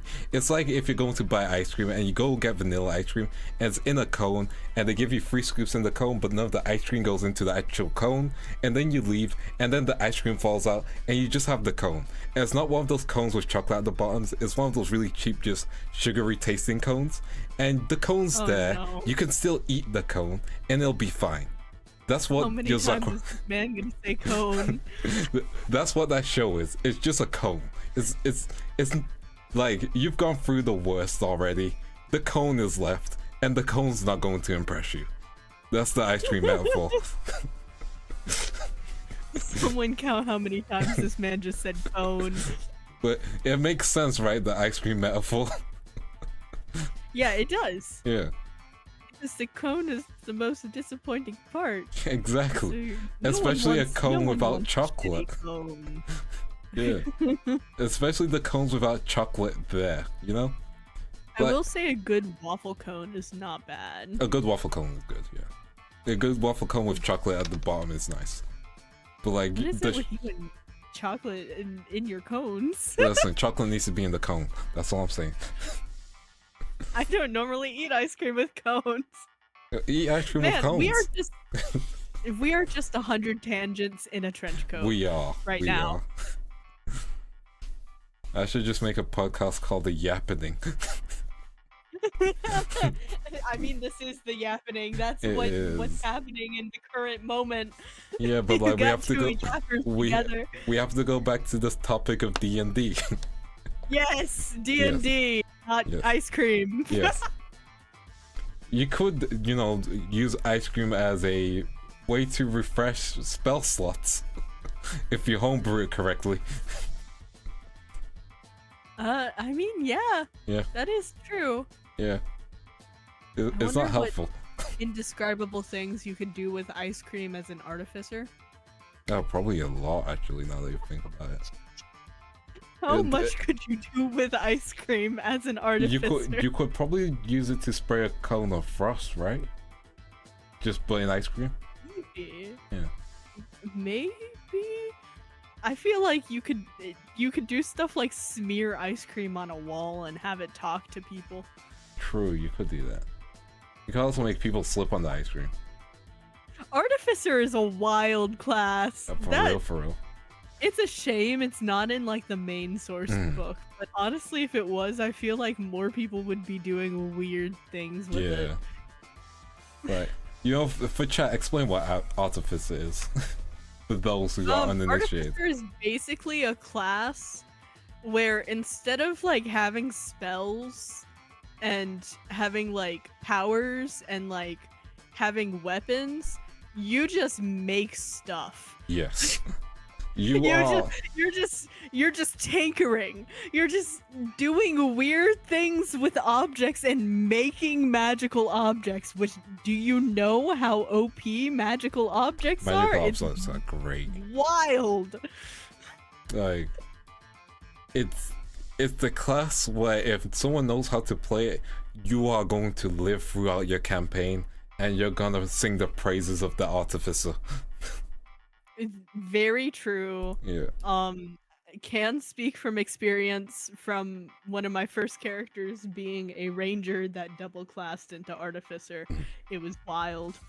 For real. Also, I do not recommend double classing in your first experience in D&D. Don't even bother. Don't do that. Yeah. Don't do that. Don't do that. Was a horrible decision on my part. Like, the multi-classing sounds great. You're like, oh man, I'll have more utility. Bro, your spell slots don't increase. Yeah, no. No. You got more to do, it's but not like... that bad of a thing with ranger. Yeah, with ranger it's not that bad, yeah. It makes sense. Yeah. Like, if you multi-class while being like a mage or something into another mage class, you're an idiot. Yeah, no. Yeah. But there is like... There's applications of multi-classing Yes. and like... Have you ever done a really high level D&D campaign where like everyone starts at level like 19 or 20? I have not. I want to, but like I also know it can be overwhelming. It's crazy to see what people do with their characters, and then you get to play with so many things you never get to play with. It's crazy. Also, Dunga, thank you for the £1. Also here for your dropped ice cream. I didn't drop ice cream. You dropped it metaphorically when you watched that anime. They're consoling you. Like again, like a side tangent, but like it's the most mid anime. It's like I'm trying to figure out what D&D module I would compare it to. It's hard to find one. I'm familiar with most D&D modules. It's like a DM who thinks he's really good, but like he's all right, and you don't thank him for your session when you're done. You kind of just leave. That's the ice cream cone. Where you sit down and you're like, wow, I'll never get those like 14 to 40 minutes of my life back. Yeah, but also I don't want them back, you know.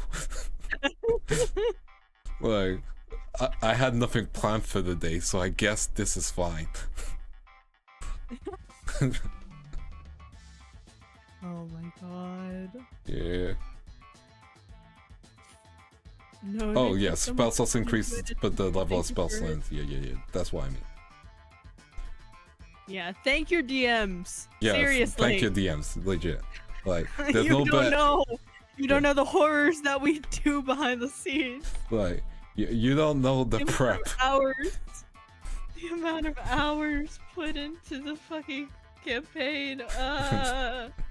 Like, it's a different beast, you know. Like, I'm doing a lot of prep already, and like we haven't even started it, you know. And You do so much prep before a Yeah. campaign. It's like wild because you have to build everything from the ground up, and Yeah. you also have to like get things from your PCs. Yes. And once your PCs give you things, then you have to change things about your world to Yep. And you have to find ways to connect the PCs together, because you might have a party member who's like, I feel very disconnected from the party, and you're like, oh fuck. And you also have to make sure later down the line each of your PCs are gonna have like a character arc. Yeah. Of some sort. Yeah, and suffering does not build character, so stop that. Yeah, no. Yeah. No. Yeah. Make it growth, don't tear them down. Yeah. Don't make them get to the point where they're like, I want to play a different character, you know? Yeah. Yeah. I mean, there are some situations where I can see people wanting Oh, to yeah. play a different character. Oh no, definitely. I had- If someone's finished their journey earlier, then I legit can agree with that. Yeah. I'm just gonna Shout out get to a the meme on DM who screen. never prepare before and pulls the whole session out of their asses. See, I've had campaigns like that too, but the important thing you have to remember in those campaigns, which I always forget, is to write notes during and after the Yes. session so that the campaign makes sense throughout Yes. the whole thing, because your players are taking notes. You don't want to retcon everything. Yeah. Your I players, always forget every single time. your players are on point, so you have to make sure you got notes. Also, let me just get the Suffering Bill's character chart up on screen. Yeah. Ooh. Do not do this to your players. Oh, whoa. This doesn't help them. Suffering does not build character. I am looking. Yeah, it'll take a minute. Yeah. There's like a 7-second delay, I think. The delay. Delay? It's on low latency. Yeah. It also doesn't help that. Oh. Yeah. Oh. Yeah. Oh yeah. No. Yeah. No. Don't Yeah. do that to people. Don't do that to your players. If you do not provide a tragic backstory for your character, one will be provided to you. That is true. Like, you can make a character go through hardships, but there's a difference between hardships and suffering, you know? True. Suffering is when you go, oh, you know that one NPC that you're really connected to? Yeah, you're gonna watch them die, and there's nothing you can do about it. None of your spells can save them. Have you ever had like a moment Mm-hmm. where a character interrupts your monologue? Oh yeah, I've had that happen. Bro, there was one that it was so bad because I was monologuing a critical point. It was a very dark moment in this campaign, and one of the NPCs was dying. There was no way around it. I'm talking thousands of hit points.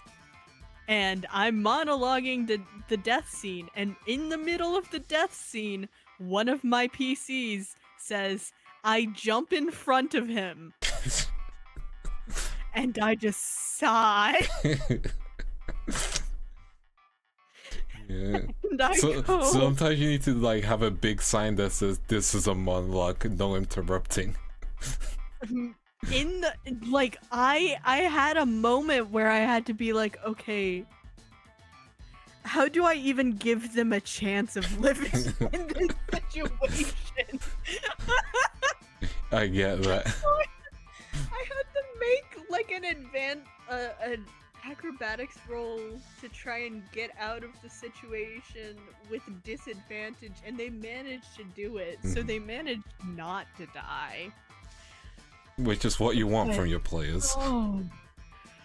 Oh, Yeah. that was a bad time to interrupt a monologue. Yeah. I'm talking like the skies were opening and a NPC was literally getting struck down, and you're gonna jump in front of him?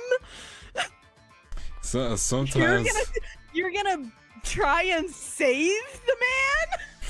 sometimes I'm just like, if that was me, I would have been like, yeah, sure. You're dead. You're doing your death saves now. Like, you better pray to No, like. it was past. When I Ooh. talk about like this is certain death, it was like thousands Oh. of people. Yeah, okay. Oh yeah, they ain't It surviving. was bad. Yeah. Like, I as a DM would have nerfed it instead of letting them dodge. Yeah, no. Yeah. Exactly. This is a non-skippable cinematic. That is when your DM is monologuing, please, Yeah. for the love of God, let them monologue. Let them monologue. Let them finish. Like, this is a QTE event. You want to hear what they're saying before you act.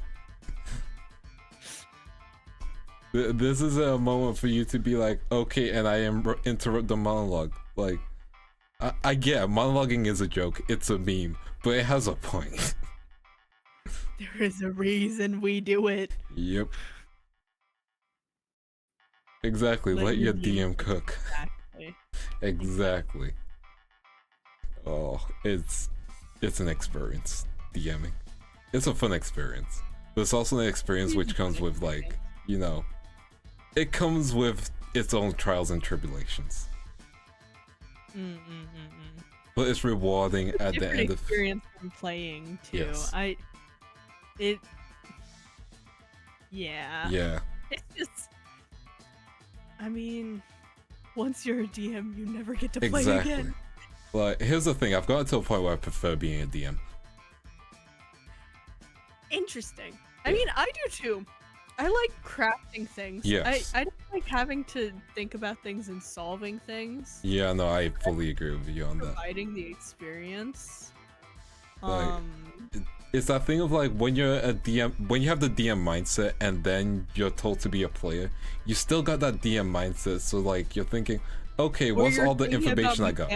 Yeah. Stuff. How is this gonna mechanically work? And you're like, you kind of have that disconnect from your character The still. first campaign after I DM for like 3 campaigns, I'm a fucking sentient chair. Like, that is what being a DM breeds. Yeah. You just come up with weird shit and come up with mechanics for it.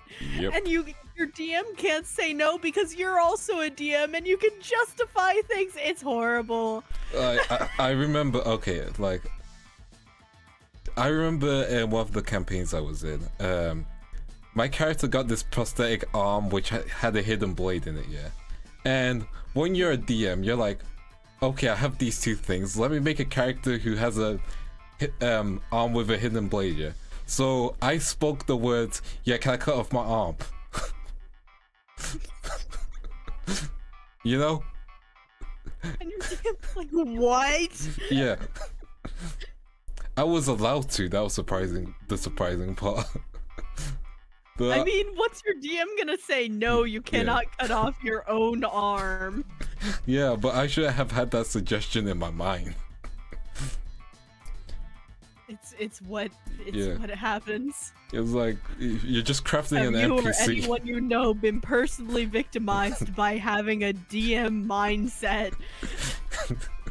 Please call for help. You might be entitled to compensation. By calling Please O800. cut off your own arm. Oh, it was such a thing where I was like, I said that out loud, didn't I? Yeah, I'm going to commit. Commit to the bit. Yeah, I was commit to the bit, like, as a player and as a DM. Like, one of my campaigns... The player is scary because it's their revenge for all the silly BS you pulled against them. Thankfully, the DM that I was a player for was never a player under me. You know, that's fair.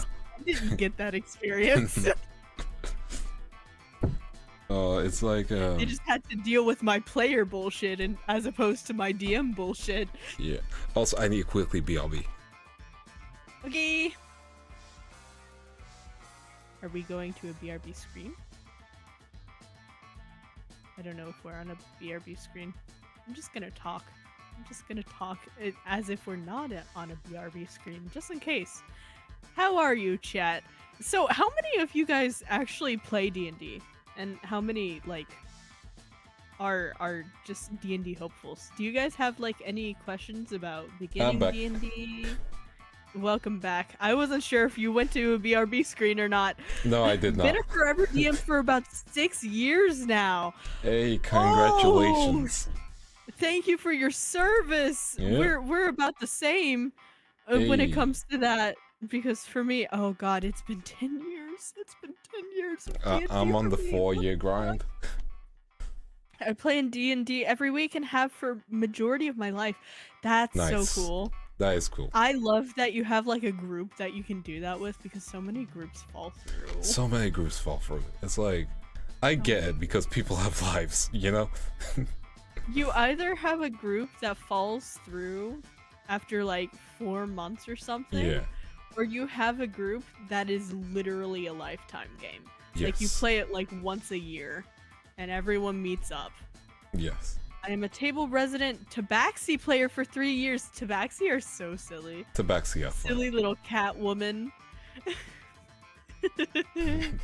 I've played an online campaign that never finished. That's the fate of most campaigns. It's a tragic. It's a tragedy, but it's the fate of so many campaigns, and it's all right. You know, it's an all right fate because at least you had the experience. You know, you had the experience, and you have the stories at least. Now you can become a DM. Yeah. And make another campaign. Exactly. You can take the dark realm. Side. You join the dark side. You have control. I used to have a serious campaign 4 years ago that was going 2 years. That Some campaigns take years, like legitimately, which I think is like to round out the story too. Yeah. And I think that's like good because like it shows that your DM had something planned for a long ass time, you know? Or they just was able to keep bullshitting more. Or you know, the players loved every moment of it, which is even better, you know? Yeah. Like that's just good to have, you know? One of my players went to jail, which killed one of my campaigns. What you do in that situation? You just do a jailbreak episode. Jailbreak arc, let's go. Unless they were getting sentenced to death, in which case, why? But yeah, I mean, you got a jailbreak arc. Yeah, jailbreak arc. Have you ever had like a really unhinged arc? Unhinged. Yeah, one of my campaigns was meant to be like an unhinged campaign, and it's like it was a parody in a sense of the adventure trope, in a sense, and the campaign ended with a gag that one of the big things I set up was there are 25 ways for the party to die, and these are meant to be the joke endings, because there was a reference to Near Automata because there's like 25 endings in that game, and they triggered ending I think ending D or ending G. No, it would have been ending basically what had happened was one of my players has a nuke inside of them, and they were losing a fight. Sorry, just casually. One of my players had a nuke. He had a nuke inside of him, and so his plan was to get eaten by the dragon because the party was basically almost all gone, and explode the dragon from the inside. Because there was a chance for him to back up his body later on, so like he might be fine. Keep in mind this isn't a regular dragon; it's kind of like a robot dragon, but looks like a regular dragon. So you know. It would explode, people would be safe. However, so they were fighting on top of a volcano, the place was called Volcanic Camp, and under the volcano there was a bunch of nukes. Why are there so many nukes? I was committing to a joke, because I assumed they wouldn't fight the dragon. You just turn the corner and it's another nuke, you know, average day in the life. It was one of those things where, like, if they got one of the nukes, they could have used it to threaten the town later on. So, like, it would have been like a fun, jokey thing, kind of thing, yeah.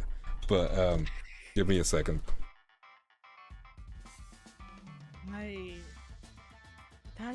That's a crazy thing to put in a story. What I don't I've had like weird like side arcs, but never like a main arc like that. That's been so like weird. The second players get explosives, all sensible thought processes go out the window. Yeah, this is why you don't give your players bombs, or if you do, it's a limited resource. Make sure the player that has the bomb is not apologies, family stuff. The whole town. No, okay. You're completely fine. Okay, so let me explain the you know, so it's meant to be a gag ending, which is meant to be ending D for dragon or ending E for explosion. I forget. So oh, E for explosion. That's funny. Yeah. So he triggers his bomb, which triggers the chain reaction, which kills the whole party. Yeah. And the party were fine with it because they knew it was that type of game. Yeah. But also because like a nuke was going off, yeah, I had to do a cutscene of like every character, and they had a magical mansion, which is technically outside of the realm of space and time, yeah. And so some of the people who saw the nuke going off, who were part of the party NPCs, they are running into the magical mansion, and there's one NPC who has an injury that if she trips, she can't get back up, yeah. And so while she was running, she tripped. I've fallen and I can't get back up. So like it was a really long law reason, but like she trips, she falls, she's the mother of one of the players who's already caught up in the explosion. So I'm narrating that the mother got blasted in the explosion before they could reach the magical mansion. So yeah. Your players just ended the world in one of the dimensions, like. I mean, some NPCs survived in the magical mansion. The planet no longer exists. It only took off one really big island, and by that I mean a continent. But still. Oh my god. Yeah. Imagine destroying a continent. Listen, the players were happy with it. Atlantis, but in reality. The players were very happy with it. I'm sure they were. It's still memorable. They talk about it still to this day. I had a sub-story where a player of mine in one of my campaigns was just trying to romance one of the NPCs, and that's like the entire side story. And it was going horribly. Oh no, zero riz. Zero riz. Like, they would try and put on makeup to impress the NPC, but they would like fail the dexterity check to put on the makeup. So like another PC would walk into their room and startle them, and their mascara would be sloshed across the face. Oh no. Like they would meet at like a cafe and it would be just super awkward. It was very funny. It was very funny in the context of the campaign. And I also there was one time I had a session one time on April Fools. Oh, this is gonna be worth it. And I started the campaign, I started the session normally for that campaign, and I get them in a position where they all turn into cats, and they have to navigate the rest of the session as magical little cats. Let's go. Figure out how to get back to being human. And then at the end, I was like, it was all a dream. April Fool's bitches, and they hated me. I mean, you pulled the "it's a dream" ending, so I get why. Yeah. Well, I mean, it was relevant because it was the night before they were going in the game. It was the night before they were going into one of the like pivotal moments. Yes. They know they're gearing up. And in the session, they thought they were gonna go and do that, but they walked through the doors and they're turned into cats and teleported somewhere else. And so, yeah, it was a dream. Because they had to walk through those doors later. And the next session that they played, they were traumatized. And they were like, push someone through to make sure we're not going to become cats again. Okay, see, I respect that. That is funny. Yeah, it was great. Yeah, it's been 2 hours, which means we have to go raid someone. Oh my god, it was 2 hours. Oh yeah, we've been chilling. We're such yappers. We are yappers. Did we even answer any marshmallow questions? I don't think anyone sent any, so. That is fair. Listen, people were chilling. I think it's fine. Who are we raiding? We got some options. We could raid my genmates, but they're doing content warning, so I don't want to distract them. We could raid Obake Pam, who's playing Stellar Blade and rating the outfits. You know what? We'll do that. Yeah. We like anime. Yeah. We like cute girls. We like anime. I love cute girls. Yeah. Cute girls are so cute. And Obake Pam is using her 3D model, so she's in full power. And I really mean by she's in full power. She has a back view of a model. You will join us soon, Vance, I'm sure. Sure, I will. But yeah, legitimately, let me show you a screenshot, Twig, of how her stream looks like, legitimately. Oh? Trust me, it's peak content. I can open. That's fine, I can just send you a screenshot. Oh! The screenshot is from you. Yeah. Ah! Full power. Haha! Full power! Yeah, you guys will enjoy Pam's stream because there are no spoilers, right? She is very full. She is very powerful indeed. Yeah, very powerful and filled with no spoilers, right? Yeah, just remember, guys, no spoilers. Just and yeah, raid message. What should our raid message be? It should be a pun on your name. I ain't got puns. I ain't got puns. I was gonna say puns. Gotta get good. Skill issue, Vance. You can send skill issue, Vance. There you go. Skill issue, Vance. You can send that. But yeah, I hope you guys had a wonderful time. I'm gonna switch to my ending soon screen because I'm a professional. And yeah. Oh wait, there's one more thing. Let me go back to the gaming screen. Yeah. This I need your reaction for. Okay, I'm on my gaming screen. You go to the just chatting screen. So I'm gonna type in a thing which is actually true, and I just want to hear your reaction. Okay.